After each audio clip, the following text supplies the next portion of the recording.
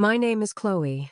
I'm 33 years old, and for most of my life, I've lived in the shadow of my family's expectations. Last month, my parents, Richard and Eleanor, laughed in my face about my tiny 450 square foot studio apartment. They called it a starter closet and told me it was embarrassing. 3 weeks later, they were standing in that same apartment, begging me not to kick them out. You see, what they didn't know was that while they were laughing at my small space, I was holding the title deed not just to my apartment, but to the entire building. If you're watching this right now and have ever felt underestimated by the people who should believe in you the most, drop a comment letting me know where you're viewing from. Before I tell you how everything unraveled, hit that like button and subscribe to hear more real stories about finding your strength and turning the tables when you least expect it. Before that fateful Tuesday when my life took a dramatic turn, my existence was, by my parents' standards, painfully unremarkable. I'm a freelance graphic designer. I don't make a six-figure salary. I don't drive a luxury car. And I don't belong to the country club my parents have been members of since before I was born. Instead, I've built a life I love, one filled with creative passion, quiet moments, and financial independence earned through my own hard work. My apartment, the one they so openly mocked, is my sanctuary. It's a small studio in a charming, pre-war brick building in a quiet, tree-lined neighborhood. It's not glamorous, but every piece of furniture, every book on the shelf, every art print on the wall was chosen and paid for by me. It was mine. My days were a comfortable rhythm of waking up early, brewing a strong cup of coffee, and settling in at my design desk by the window, often working on branding projects for small, local businesses, the kind of clients I adored. My income was modest but steady. I made enough to pay my bills, save a little each month, and live a life free of the debt that seemed to plague so many of my peers. It was a simple, peaceful existence, but in the eyes of my family, simple was just another word for failure. My family situation has always been layered. My parents, Richard and Eleanor, are pillars of their suburban community. My father is a successful investment banker, a man who measures worth in stock portfolios and square footage. My mother, a former debutante, now dedicates her life to charity galas and maintaining social appearances. Then there's my older brother, Mark. Mark is the golden child. At 35, he's a corporate lawyer, married to a woman from an equally prominent family, and lives in a sprawling six-bedroom house in the most exclusive part of town. He followed the exact path my parents laid out for him, and for that, he could do no wrong. I, on the other hand, was the artistic one, a label they used with a mixture of confusion and thinly veiled disappointment. My passion for art was seen as a cute hobby, not a viable career. The pattern of being the secondary child was etched into the earliest memories of my childhood. I was the quiet, introspective one who loved to draw, while Mark was the outgoing captain of the football team. His trophies lined the mantelpiece. My sketches were tucked away in a portfolio under my bed. This dynamic wasn't malicious, not in an obvious way. It was a quiet, constant current of preference that shaped our entire lives. I remember my 16th birthday vividly. I had been dreaming of a professional-grade art tablet, something that would allow me to take my digital drawing to the next level. I'd circled it in catalogs and left hints for months. On the morning of my birthday, my parents presented me with a beautiful, expensive designer handbag. "Every young woman needs a classic bag, darling," my mother had said, beaming. "It shows you have taste." I remember the hollow feeling in my stomach as I forced a smile and thanked them.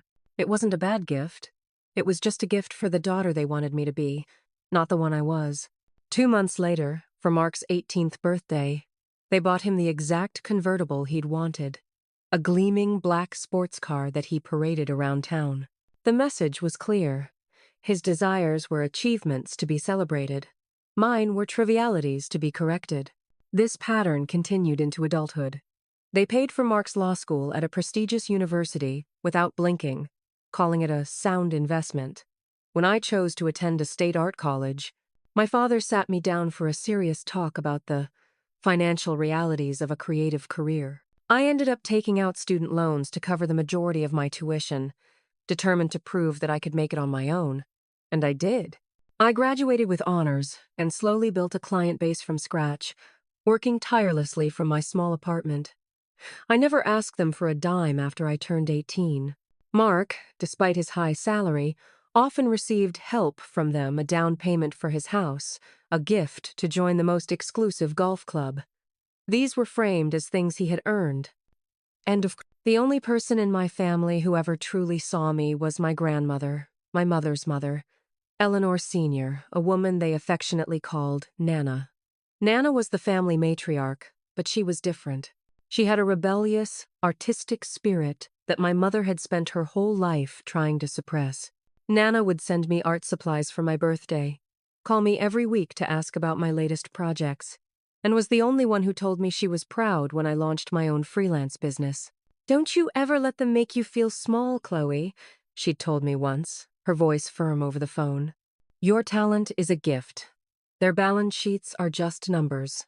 She passed away 3 years ago, and with her went the one voice of unconditional support I had in my family.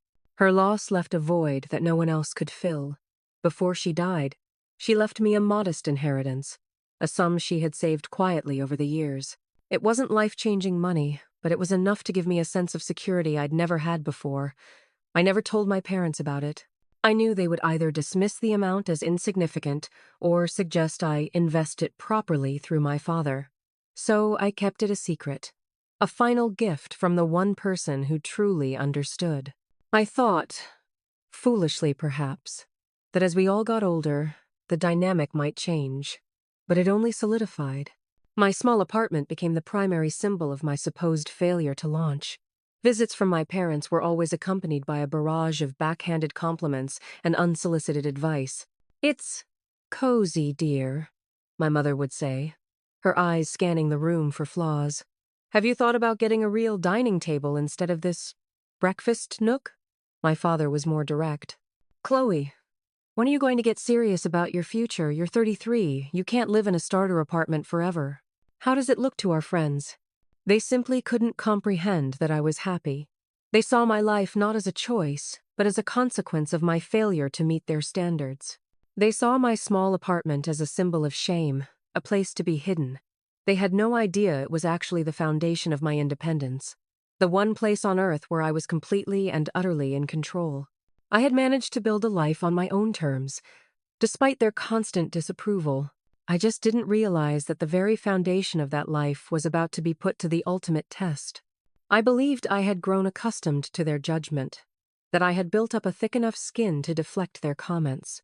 But I was about to learn that there's a breaking point for everyone, and I was unknowingly speeding toward mine.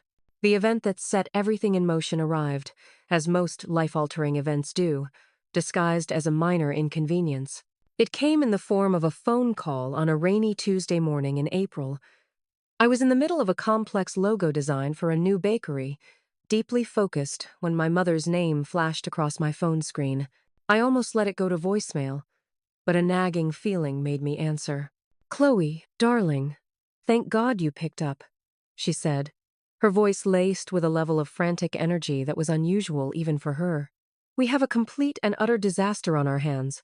And my mind immediately jumped to the worst possibilities. Was someone sick? Had there been an accident? "What's wrong, Mom? Is everyone okay?" "Okay? No, nothing is okay," she lamented. "We had a pipe burst in the upstairs bathroom last night. It's a complete catastrophe. Water damage everywhere. The ceiling in the living room is ruined, and the restoration company says the whole wing of the house will be uninhabitable for at least 2 months while they do the repairs." 2 months, Chloe? Oh, I felt a genuine pang of sympathy. Their house was their pride and joy, a meticulously curated monument to their success. "Oh, Mom, that's terrible. I'm so sorry. What are you going to do?" I asked, expecting her to say they'd booked a long-term suite at a luxury hotel. There was a brief pause, and then she delivered the line that would change everything. "Well, that's why I'm calling you, dear. Your father and I will need to move in with you." I was so stunned I couldn't speak for a moment. I must have misheard. "Move in with me?" I finally stammered, looking around my 450-square-foot studio. The space consisted of one large room that served as my living room, bedroom, and office, plus a tiny kitchenette and a bathroom. Mom, I don't have any room. There's no guest room. It's just this. Oh, don't be silly, she said with a dismissive wave in her voice. We'll make it work. It's only for a little while. Your father can't possibly conduct his business from a hotel room, and you know how I am about strange beds. Family helps family, Chloe. We'll be over this afternoon to drop off some of our things. And with that, she hung up, leaving me in stunned silence, the dial tone buzzing in my ear. The initial shock quickly gave way to a rising tide of panic. My sanctuary, the one place I had complete control, was about to be invaded. I thought about calling her back, about trying to explain the logistical impossibility of 3 adults living in a space designed for one, but I knew it would be useless. My mother operated on the principle that her needs were paramount, and any objection was simply an obstacle to be overcome through sheer force of will. My brother, Mark, called about an hour later. I had hoped he might offer a more logical solution, perhaps inviting them to stay in one of the 3 empty guest bedrooms in his mansion. I should have known better. Hey, Chloe, Mom told me about the pipe, he said, his tone casual. Tough break for them. Good thing you're there to help them out. Mark, they can't stay with me, I pleaded. There's literally no space. Why can't they stay with you? You have that whole guest wing. He let out a short, condescending laugh. Are you kidding? Tiffany and I just had the carpets professionally cleaned, and we have the Vanderbilts coming over for a dinner party next week. Besides, Dad needs his own space to work, and you know how, Mom Island? It's better for them to be downtown anyway. You work from home, so it's not like they'll be in your way. The logic was so skewed, so deeply rooted in their family hierarchy, that I didn't know how to argue. In their world, my work wasn't real work. My space wasn't real space. And my needs were secondary. I was the convenient, low-impact solution. My initial reaction was a familiar mix of resignation and anxiety. A part of me, the part that had been conditioned for 30 years, just wanted to keep the peace. I started mentally rearranging my apartment, figuring out how I could make it work. Maybe I could buy a high-end air mattress, give them my bed, and sleep on the couch. I could clear out half my closet. I could work from the library during the day to give them space. But as the day wore on, another feeling began to surface. A slow-burning anger. This wasn't just an inconvenience. It was a profound lack of respect. They hadn't asked. They had informed. They hadn't considered my life or my work. They had simply assumed I would accommodate them, regardless of the personal cost. The memory of my grandmother's words echoed in my mind. Don't you ever let them make you feel small. And right then, I felt incredibly small. That afternoon, a luxury SUV pulled up in front of my building. My father got out, directing 2 movers who were carrying several large, expensive-looking suitcases and a box of what he deemed office essentials. He surveyed my small lobby with a critical eye as I came down to meet him. Well, this is quaint, he said, his greeting dripping with condescension. The elevator is a bit rickety, isn't it? My mother swept in behind him, already looking stressed. Chloe, I hope you've cleared out some space. I told your father we wouldn't fit, but he insisted. We'll have to make the best of it, I suppose. My heart sank.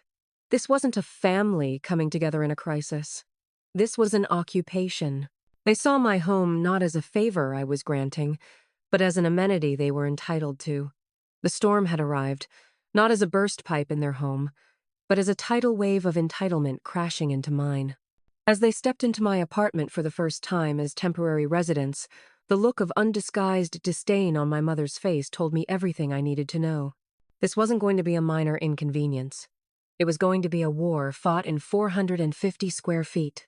The first few days were a masterclass in passive aggression and boundary violations. My parents treated my apartment not as a home I was graciously sharing, but as a slightly shabby hotel suite that failed to meet their standards. My carefully curated, peaceful environment was shattered overnight. The first casualty was my routine. My father, needing a space for his important calls, commandeered my design desk, forcing me to try and work from my sofa with my laptop balanced precariously on a pillow. He spoke loudly, his booming voice filling the small space as he discussed multi-million-dollar deals, occasionally sighing with exasperation at the lack of a proper office. My mother, on the other hand, embarked on a mission to improve my living space. It began subtly. She replaced my favorite worn-in throw pillows with stiff, decorative ones she'd brought from home. "A little touch of elegance, dear," she'd said, as if my existing decor was an offense to her senses. Then, she started rearranging my kitchen. I came home from a grocery run to find all my spices had been moved, my mismatched coffee mugs hidden away, and a set of their own gleaming white porcelain cups displayed prominently. "It just looks so much more organized this way," she explained, not asking, but telling. It felt like she was trying to erase me from my own home. The second incident was more personal. I had a large mood board on one wall, a vibrant collage of fabric swatches, color palettes, and sketches for a major project I was working on. It was my creative process made visible, and it inspired me. One afternoon, I walked in to find my mother taking it down, pin by pin. "What are you doing?" I asked, my voice sharper than I intended. She jumped, startled. "Oh, Chloe, I was just tidying up. This all looks so cluttered." I was going to hang that lovely landscape painting we brought. It will make the room feel so much more sophisticated. The dismissal of my work, the very thing that paid for the roof over her head at that moment, was staggering. I explained, my voice tight with frustration, that it was a crucial part of my current project and asked her to please leave it alone. She huffed, mumbling about how she was only trying to help, but she left the board. Still, the message was clear. My professional life was an insignificant mess in her eyes. Things escalated further that weekend. Without asking, my parents decided to host a small dinner party. "Just a few of our closest friends," my father announced. "The Abernathys and the Wellingtons. They were so concerned about the house, we thought we should show them we're making do." The idea of cramming 6 extra people into my studio was horrifying. "Dad, there's no room," I said, exasperated. "There aren't enough chairs. We can't possibly host a dinner party here." My father waved his hand dismissively. "Nonsense. We'll make it a cocktail party then. Less formal. You can just serve some little snacks." The night of the party was a nightmare. Their friends, all dressed in designer clothes, crammed into my small apartment, their loud chatter and booming laughter echoing off the walls. They surveyed my home with a kind of morbid curiosity, like tourists visiting a peculiar exhibit. I heard Mrs. Abernathy whisper to my mother, "Oh, Eleanor, you poor thing. How are you surviving in this shoebox?" My mother replied with a martyred sigh. "One does what one must for family." I was reduced to a waitress in my own home, refilling wine glasses and passing around a platter of cheese and crackers, all while enduring their pitying glances and backhanded compliments about my charming little life. The ultimate humiliation came when my father, holding court by my bookshelf, gestured around the room and said to his friends, with a chuckle, "It's a good lesson for the kids, isn't it? Shows them the importance of a solid career path." The laughter that followed felt like a physical blow. They weren't just guests in my home. They were judges, and I had been found wanting. After their friends left, leaving a mess of wine glasses and crumbs behind, I tried to talk to my parents. I was exhausted and humiliated. "I need you to understand that this is my home," I started, my voice trembling slightly. "You can't just invite people over without asking me. You can't rearrange my things. We need to have some ground rules." My mother looked at me, her expression one of pure offense. "Ground rules? Chloe, we are your parents. We are in the middle of a crisis. I would think you'd show a little more gratitude. We raised you. We fed you. We clothed you. The least you can do is offer us shelter without making a fuss." My father added, "You're being overly sensitive, as usual. We were just trying to maintain some semblance of normalcy." The gaslighting was textbook. My valid feelings were dismissed as sensitivity. My request for basic respect was framed as ingratitude. I retreated, feeling defeated. There was no getting through to them. The moment of clarity came from an unexpected source. A few days later, I was on a video call with my best friend Sarah, who had moved to Chicago a few years prior. She was the only person I could be completely honest with. As I recounted the events of the past week, she listened patiently, her expression growing more and more concerned. When I finished, She was quiet for a moment. "Chloe," she said, her voice gentle but firm. "You know I love your parents, but this is not okay. They aren't treating you like a daughter offering help. They're treating you like a doormat. It's like they're colonizing your apartment." Um, Hearing someone else say it, someone whose judgment I trusted implicitly, was like a splash of cold water. It validated everything I was feeling. I wasn't being oversensitive. I wasn't being ungrateful. I was being disrespected in the one place I was supposed to feel safe. "What do I do, Sarah?" I asked, tears welling in my eyes. "I feel so trapped." "You need to remember who you are," she said. "You are a successful, independent woman who built a life for herself from scratch. They don't see that because it doesn't fit their narrative. But you know it's true. You have power here, Chloe. More than you think." Her words stayed with me long after the call ended. "You have power here." For the first time since they arrived, I started to believe it. I had been so focused on accommodating them, on keeping the peace, that I had forgotten a fundamental truth. This was my home. I had spent years building a life of independence, not so I could roll over and let my parents bulldoze it. The frustration that had been simmering inside me began to solidify into resolve. I didn't know exactly what I was going to do yet, but I knew one thing for certain. The current situation could not, and would not, continue. They had pushed me too far. I started to formulate a plan, a quiet strategy to reclaim my space and my sanity. But I had no idea that my parents were about to make a move so audacious, so unbelievably entitled, that it would accelerate my timeline and force a confrontation I never saw coming. The moment that shattered any remaining illusion of family unity came about 2 weeks into their stay. It was a Thursday afternoon. I had just landed a significant new client, a boutique hotel chain that wanted a complete branding overhaul. It was the biggest project of my career, a game changer that would not only be creatively fulfilling but also financially lucrative. I was ecstatic, buzzing with a sense of accomplishment I hadn't felt in a long time. I decided to celebrate by cooking a special dinner. I bought fresh pasta, a bottle of good red wine, and all the ingredients for my grandmother's famous bolognese sauce. I wanted to create a moment of peace, a small olive branch in the tense atmosphere of the apartment. Perhaps, I thought naively, if I shared my good news, they would finally see me as a successful professional in my own right. I came home to find my parents in a deep, hushed conversation at the kitchenette counter. They stopped talking abruptly when I walked in, exchanging a look that immediately set me on edge. My brother, Mark, was also there, leaning against the counter with a smug expression on his face. "Hi, everyone," I said, setting my grocery bags down. "What's going on?" "Chloe, we need to talk," my father said, his tone grave. He gestured for me to sit on the lone armchair, which effectively made it feel like I was facing an interrogation panel. "Your mother and I have been discussing the living situation," he began, "and we've come to a solution." My mother picked up the thread. "The contractor called today. The repairs on the house are more extensive than they thought. It's going to be at least 4 months, maybe even 5. It's simply not feasible for us to stay here that long. It's too cramped, and your father needs a proper place to work." A wave of relief washed over me. Were they finally going to move to a hotel or Mark's house? "Oh," I said. "Okay, I understand. So you've found another place to stay?"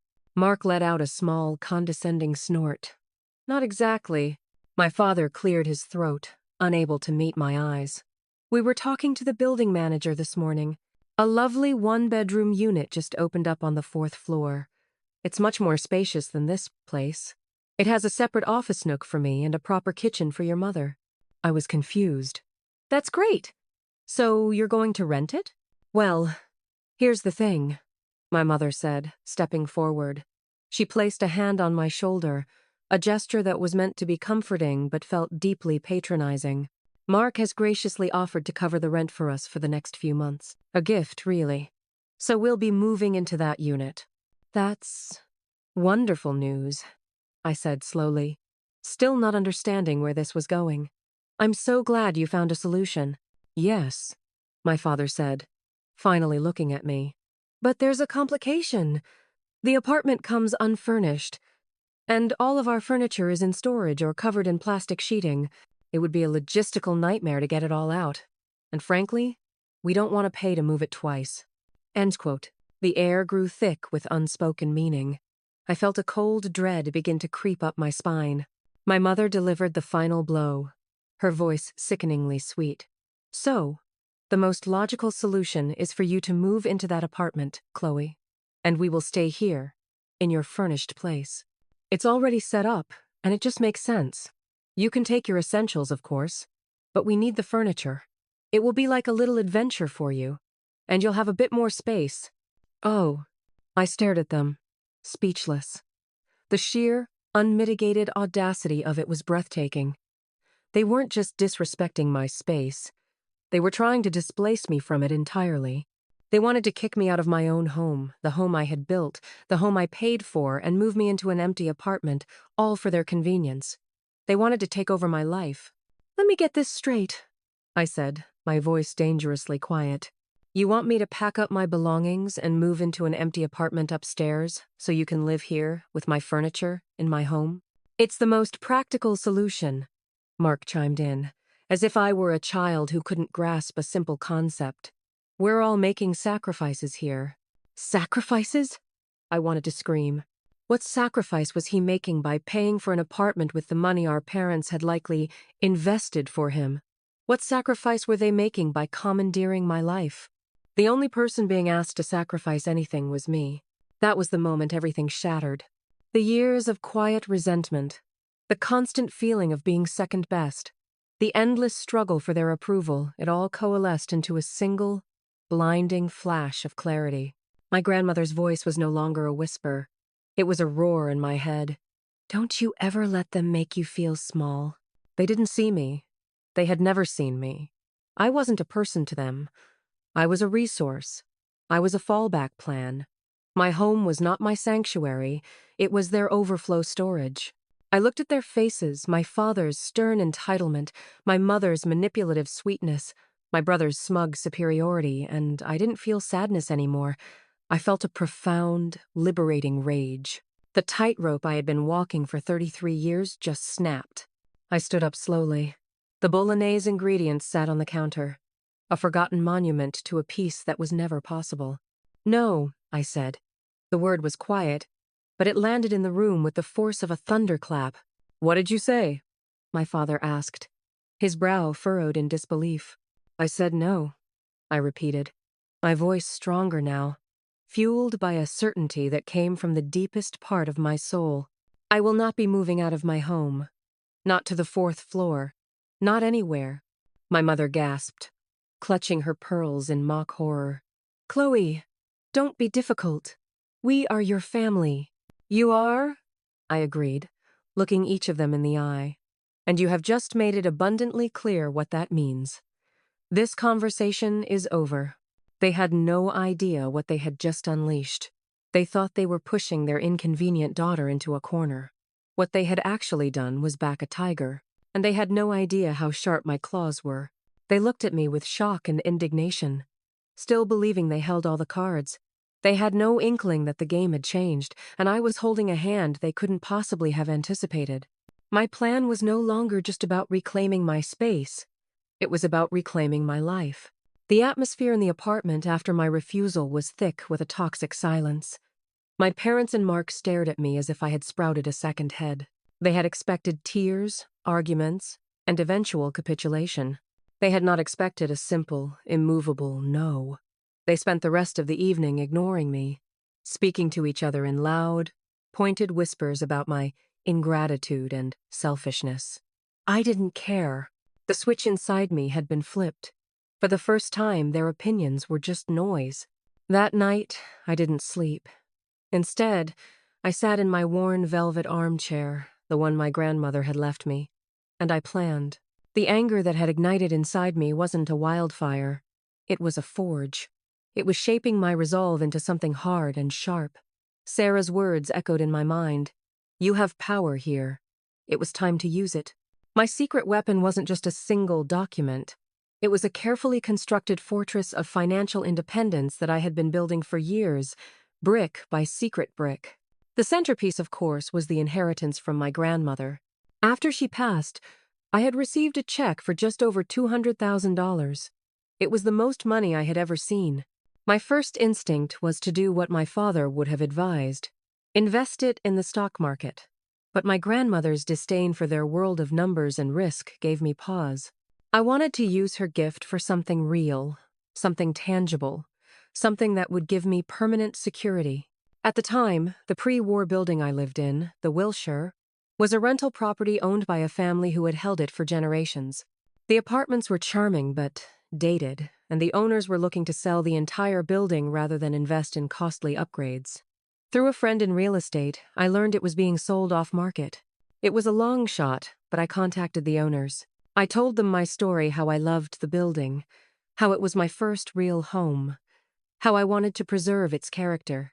I used my inheritance as a substantial down payment, and, leveraging my flawless credit history and steady freelance income, I managed to secure a mortgage for the rest. It was a massive, terrifying leap of faith. For the past 3 years, I hadn't just been a tenant in apartment 2B, I had been the owner of the entire 4-story, 16-unit building. The rental income from the other 15 units not only covered the mortgage, property taxes, and maintenance, but it also provided me with a quiet, steady stream of secondary income. I had poured this money back into the building, slowly and carefully. I'd hired a trusted contractor to upgrade the wiring, repair the plumbing, and restore the original hardwood floors in several units. I kept the rents reasonable, far below the market rate for the neighborhood, because I wanted to foster a community of tenants who loved the building as much as I did. The building manager, a kind, semi-retired man named Mr. Henderson, was the only other person who knew I was the owner. To everyone else, including my own family, I was just Chloe, the graphic designer living in a small studio. It was the ultimate security blanket, a secret source of strength and independence they could never have imagined. Now, it was time to deploy that weapon. The next morning, I made 2 phone calls. The first was to Mr. Henderson. I explained the situation in broad strokes. "Mr. Henderson," I said, "I have a delicate family situation. I may need you to act in your official capacity as building manager very soon. Can I count on your discretion and support?" He didn't hesitate. "Of course, Ms. Hayes. You've been the best owner this building has had in decades. Whatever you need." The second call was to a man named David Chen, a sharp, no-nonsense real estate attorney my real estate friend had recommended when I first bought the building. I had kept him on a modest retainer for any tenant issues that might arise. I laid out the entire situation for him, from my parents' sudden arrival to their demand that I vacate my apartment. David listened without interruption. When I finished, there was a pause. "Well," he said, his voice a mixture of disbelief and professional steel. "That's a new one. This goes beyond a simple family dispute, Chloe. Their demand constitutes an attempt at an illegal eviction, even if they don't know you're the owner. The fact that they are your parents makes it emotionally complex, but legally, it's quite clear." "What do I do?" I asked, my heart pounding. "We control the narrative," he said, his voice firm and reassuring. "We don't react. We act. We will stage a formal meeting. You, your parents, your brother, myself, and the building manager. We will treat this as a formal landlord-tenant issue, because that's what it has become. You need to stop being their daughter for 1 hour and become their landlord." He gave me a precise set of instructions. I was to send my parents and brother a formal, written invitation via email for a mandatory meeting regarding the temporary living arrangements. I was to state that the building manager and my legal counsel would be present. I was not to engage in any arguments or discussions with them before the meeting. Following David's script felt empowering. I typed out the email, my fingers flying across the keyboard. The language was professional, detached, and utterly unlike the way I usually communicated with them. Subject: urgent meeting regarding occupancy of Unit 2B. The Wilshire. Dear Richard, Eleanor, and Mark. This email is to formally request your presence at a mandatory meeting to discuss the terms of your temporary occupancy in apartment 2B. The meeting will take place in the apartment tomorrow, Saturday, at 10 a.m. Please note that the building manager, Mr. Henderson, and my legal representative, David Chen, will be in attendance to ensure all agreements are properly documented and align with building policies. Your attendance is required. Sincerely, Chloe Hayes. I hit send before I could second-guess myself. Within minutes, my phone started buzzing. A text from my mother. Legal representative? Chloe, this is ridiculous. We are your family. A missed call from my father. An email from Mark. What is this, Chloe? Trying to intimidate us? This is a pathetic power play. I followed David's advice and ignored them all. I spent the rest of the day preparing. I went to my bank and retrieved the original title deed from my safe deposit box. I printed out a summary of the building's finances, showing its profitability. I also found the last letter my grandmother had sent me before she died. In it, she had written, "Use what I've left you to build a life they can't touch, my dear. Your independence will be your greatest masterpiece." I decided to bring that too. This wasn't just about getting my parents out of my apartment anymore. It was about redrawing the map of my entire life. It was about showing them, and myself, that I was not the person they thought I was. I was not the small, struggling artist living in a starter closet. I was the owner. I was the one in charge. And class was about to be in session. The pieces were in place. The stage was set. As I went to bed that night, amidst the storm of angry texts, I felt a profound sense of calm. They thought they were coming to a meeting to bully me into submission. They had no idea they were walking into a boardroom where I was the CEO. At precisely 9:45 a.m. on Saturday morning, David Chen and Mr. Henderson arrived at my apartment. David was impeccably dressed in a sharp suit, carrying a leather briefcase. He had a calm, authoritative presence that immediately put me at ease. Mr. Henderson, in his usual tidy manager's uniform, looked kind but resolute. We sat for a few minutes, going over the plan one last time. "Remember, Chloe," David said, "you are in control. Let me handle the legal framework. Let Mr. Henderson handle the building policies. Your job is to deliver the truth. Stay calm. Stick to the facts." At 10 a.m. sharp, the doorbell rang. I took a deep breath and opened the door. My parents and Mark stood there, their faces a mixture of anger and annoyance. They were dressed as if for a hostile takeover. My father in a crisp suit, my mother in a severe-looking Chanel jacket, and Mark with a look of bored arrogance. They stopped short when they saw David and Mr. Henderson sitting in my small living area. "What is the meaning of this?" my father demanded, striding into the room. "Who are these people?" "Dad, you know Mr. Henderson, the building manager," I said calmly. "And this is my attorney, David Chen. Please, have a seat." I gestured to the sofa, my voice steady. They sat down reluctantly, looking deeply uncomfortable. Mark remained standing, leaning against the wall with his arms crossed, trying to project an aura of intimidation. David began the meeting. "Thank you all for coming," he said, his voice professional and cool. "We are here today to formalize the temporary residency of Mr. and Mrs. Hayes in this unit. My client, Miss Chloe Hayes, has been gracious enough to offer shelter during a difficult time, but we need to establish some clear terms and boundaries moving forward." My father scoffed. "Terms? Boundaries? She is our daughter. This is a family matter, not a legal proceeding." "On the contrary," David replied smoothly. "Anytime a person occupies a residence they do not own, it becomes a legal matter. To protect all parties, we need a formal, short-term lease agreement. This will outline the duration of your stay, the rules of occupancy, and the agreed-upon date of departure." "This is absurd," my mother interjected, her voice rising. "We are not signing a lease to stay in our own daughter's apartment." "That is precisely the point we need to clarify," I said, speaking up for the first time. "You seem to be under a misunderstanding about the nature of this apartment." I opened a file on my coffee table. The first document I slid across to them was a copy of the building's rules and regulations, a standard document given to all tenants. "As you can see," Mr. Henderson said, leaning forward and pointing to a specific clause, "per Section 4B, tenants are not permitted to have long-term guests for a period exceeding 14 days without formal approval from the building's owner. Furthermore, any arrangement that involves displacing the primary tenant is strictly prohibited." Mark laughed out loud. Oh, this is rich. You're going to hide behind building rules? Who is this owner anyway? Some faceless corporation? I'm sure a call from my father's lawyer will clear this right up. The owner is not a corporation, I said quietly. And I don't think you'll need to make that call. I paused, letting the silence hang in the air. Then, I slid the second document across the table.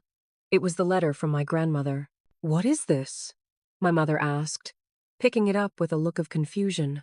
Read it, I said. Out loud, if you would. Her eyes scanned the familiar handwriting of her own mother. She began to read, her voice faltering. My dearest Chloe, I'm leaving you what little I have. It isn't much in your father's world, but it's enough. Use it to build a life they can't touch, my dear. Your independence will be your greatest masterpiece. Don't let them ever dim your light. She trailed off, unable to continue. Nana always believed in me, I said, my voice thick with emotion. She believed in my art, and she believed in my ability to make my own way in the world. She gave me the foundation to build my masterpiece. I let that sink in for a moment before delivering the final, decisive blow. I reached into the folder and pulled out the original, notarized title deed to the Wilshire building. I laid it on the table between us. The heavy paper, the official seals, the clear, undeniable language. My masterpiece, I said, my voice ringing with a clarity and strength I didn't know I possessed. Is this building? I used Nana's inheritance to buy it 3 years ago. I am the owner. This is not just my apartment. This is my property. And you are not here as family seeking shelter. You are here as unapproved, long-term occupants in my building, in direct violation of the rules. The silence that followed was absolute. It was as if all the air had been sucked out of the room. My father stared at the deed, his face turning a pale, ashen gray. He picked it up, his hands trembling slightly as he read my name listed as the sole proprietor. My mother's mouth opened and closed, but no sound came out. Mark's smug expression had vanished, replaced by one of utter, slack-jawed disbelief. My father was the first to speak, his voice a hoarse whisper. This can't be right. How? I have been the owner for 3 years, I explained.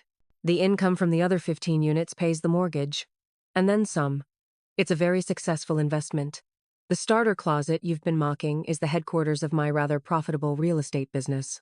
My mother finally found her voice. Tears began to stream down her face, but they weren't tears of remorse. They were tears of shock and wounded pride. You lied to us, she sobbed. You kept this a secret from your own family. I didn't lie, I corrected her gently. I just chose not to share my private financial information with people who have spent my entire life judging my choices. This building, this independence, was something I needed to build for myself, away from your criticism and expectations. David Chen stepped back in, his tone all business. So, as you can see, the situation is quite different than you imagined. Miss Hayes is the landlord. As such, she has the right to enforce the building's policies. Your unauthorized stay and your demand that she vacate her own unit are serious breaches. Legally, she has grounds to begin eviction proceedings immediately. The word eviction hung in the air like a death sentence. My parents, who had spent their lives cultivating an image of power and prestige, were now facing the ultimate social humiliation, being evicted by their own daughter. Chloe, please, my father said, his voice cracking. The arrogance was gone, replaced by a desperate plea. We didn't understand. We made a mistake. You did more than make a mistake, I said, my voice hardening. You treated me and my home with utter contempt. You saw me as an inconvenience to be managed, not a person to be respected. You laughed at my life's work, and then you tried to take my home away from me for your own comfort. I stood up, signaling the end of the meeting. I am not going to evict you. Not today, because despite everything, you are my parents. But you will be leaving. The 1-bedroom on the 4th floor is still available. You can sign a standard 6-month lease with Mr. Henderson at the full market rate, with a security deposit just like any other tenant. My brother can still graciously pay for it if he wishes. You will move your things into that unit by the end of tomorrow. You will return my apartment to the exact condition you found it in. And you will never, ever speak to me about my life choices or my home in a disrespectful way again." I turned to them, my gaze unflinching. "This meeting is over. Mr. Henderson has the lease paperwork ready for you in his office. I suggest you go sign it." They sat there for a moment longer, completely broken. The power dynamic had not just shifted, it had been annihilated.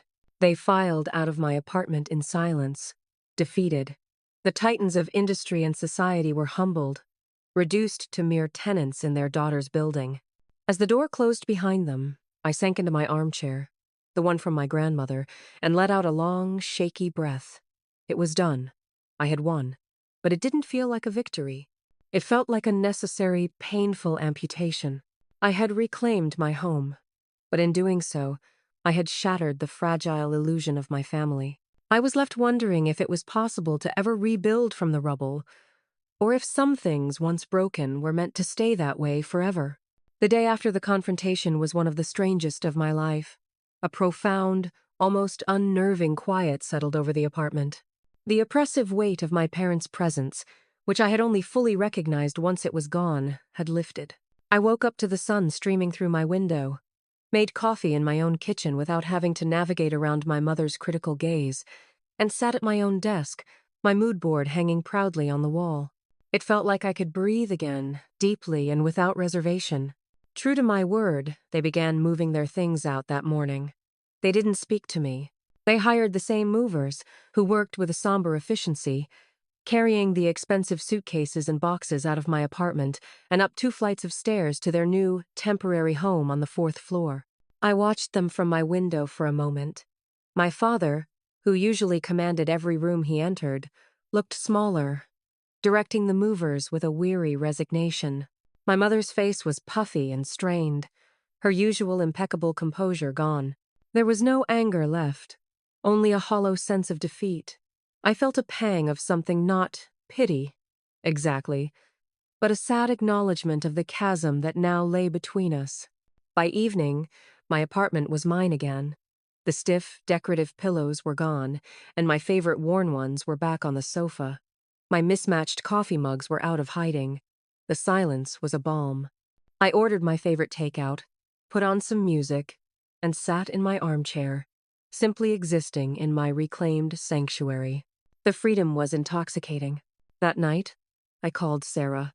I told her everything that had happened, from the demand that I move out to the climactic meeting.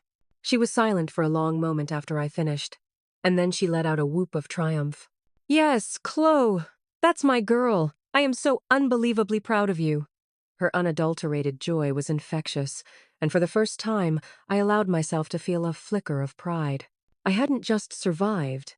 I had asserted my own value in a way I never had before. The initial aftermath for my parents was, from what I gathered, difficult.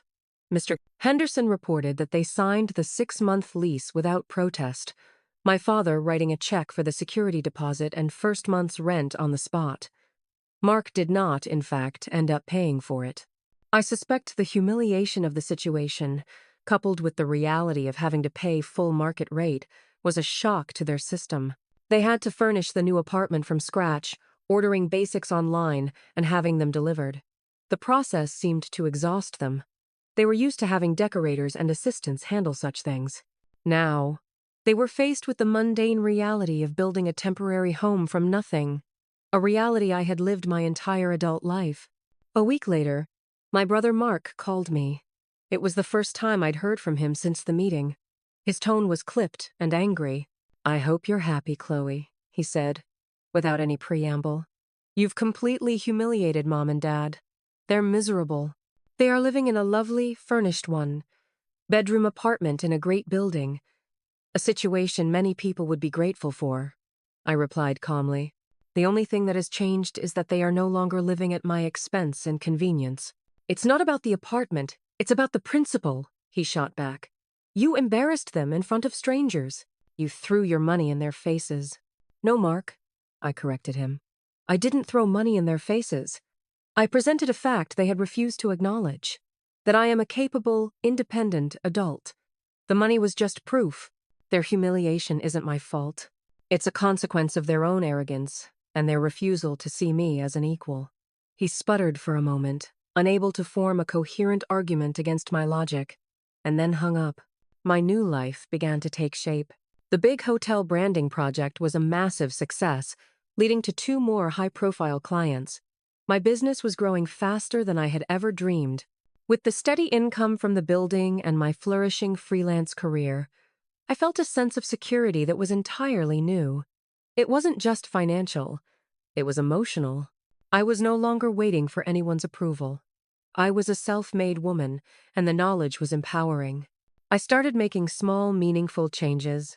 I adopted a rescue cat from the local shelter, a quiet calico I named Willow, who would curl up on my desk while I worked. I started hosting a weekly potluck for some of the other tenants in the building, fostering the sense of community I had always craved. My little apartment, once a symbol of my supposed failure, was now the heart of a vibrant, happy life. I was finally living the masterpiece my grandmother had envisioned for me. I was building a new world for myself, one based on respect and genuine connection. But I knew the old world, and the family I had left behind in it, would inevitably try to find their way back in. The question was, what would I do when they came knocking? 1 year can feel like a lifetime. The Chloe who stood in her sun-drenched living room on the anniversary of that fateful confrontation was a different woman from the one who had braced for battle 12 months prior. The change wasn't just external, though there were signs of that too. My freelance business, bolstered by the success of the hotel project, had grown to the point where I'd hired a part-time assistant. The Wilshire was thriving, with a waiting list of potential tenants drawn by its well-maintained character and fair rent. But the most significant transformation was internal. The constant, low-level anxiety about my family's approval had vanished, replaced by a quiet, unshakable confidence. My life had found a new, joyful rhythm. My home was no longer just a sanctuary. It was a hub of warmth and creativity.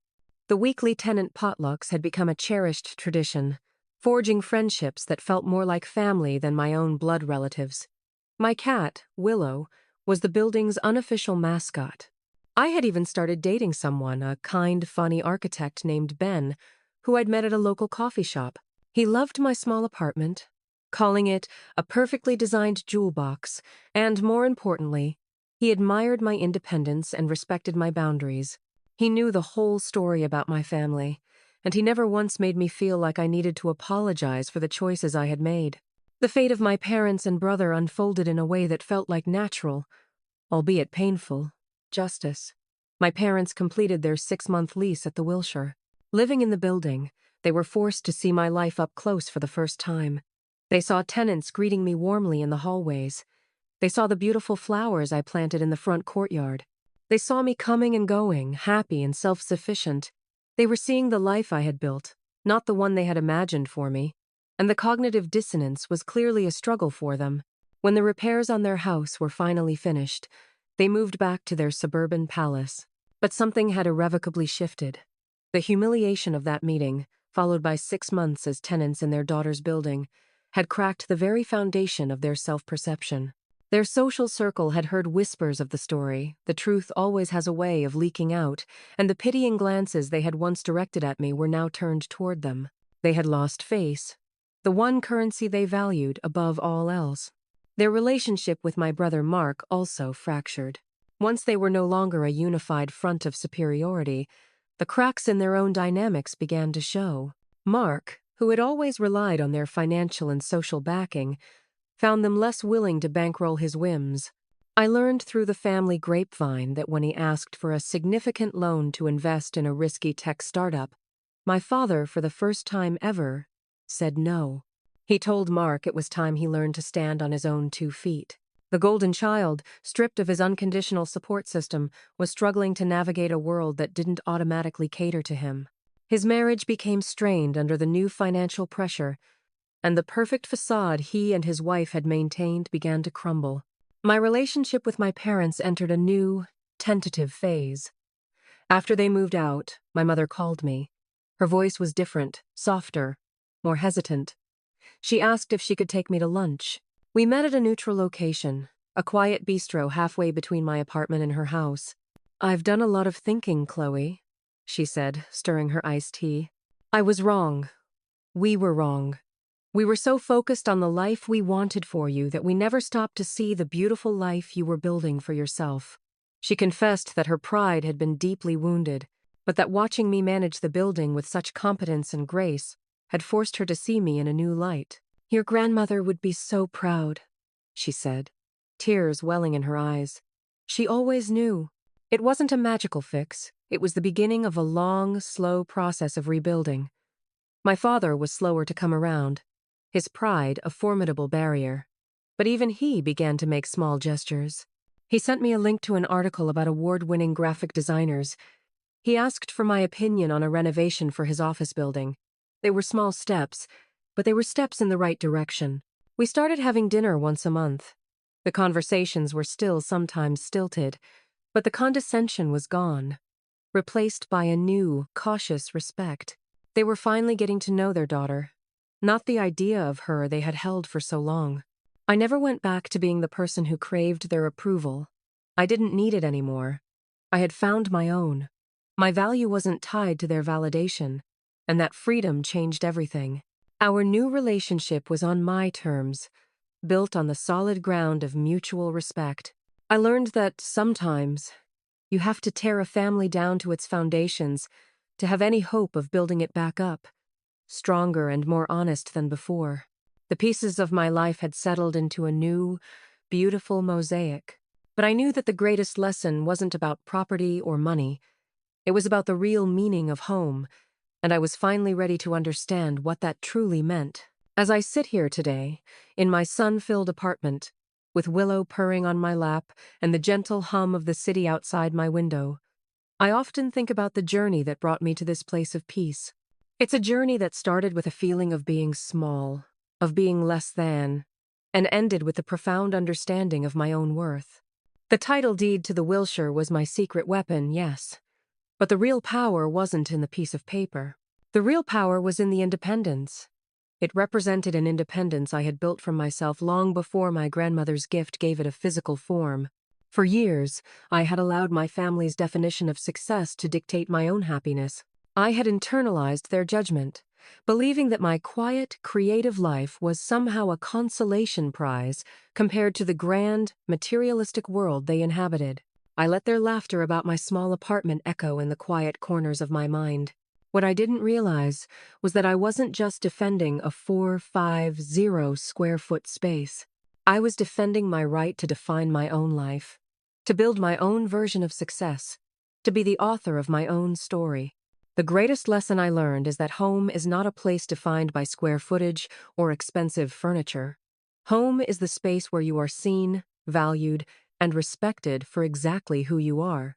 For a long time, I thought I had to earn my place in my family's home, that I had to contort myself into a shape that pleased them. The truth is, I had already built my own home, a place of safety and authenticity, and the confrontation was simply me finally having the courage to lock the door to anyone who refused to respect it. My relationship with my parents is still a work in progress. It's not the fairy tale reconciliation some might hope for. There are scars, and the memory of their disrespect will never completely fade. But it is more honest than it has ever been. They are learning to love the daughter they have, not the one they wished for. And I am learning that forgiveness isn't about erasing the past. It's about refusing to let the past have power over your future. It's about setting boundaries that say, I love you, but I love myself, too. This experience taught me that your worth is not a reflection of someone else's inability to see it. It is an intrinsic, unchangeable fact. The people who belong in your life are the ones who help you see that light within yourself, not the ones who try to dim it. My grandmother saw it. Sarah saw it, and eventually, I learned to see it in myself. That is the true inheritance she left me. So, to anyone out there who feels underestimated, who feels like they are living in the shadow of someone else's expectations, I see you. Your life, your choices, and your happiness are valid. Build your masterpiece, whatever it may be, a business, a family, a small, happy apartment filled with love. Build a life they can't touch. Have you ever had to stand up to your family to defend your life choices? What did you learn from that experience? I would love to hear your stories in the comments below. Your journey could be the inspiration someone else needs to hear today. If this story resonated with you, please give it a thumbs up. And don't forget to subscribe and hit the notification bell so you won't miss more real-life stories about overcoming challenges and finding your own strength. Please consider sharing this video with someone who might need a reminder that they have more power than they think. Thank you for listening. Remember, you are the owner of your own life. Never be afraid to hold the deed.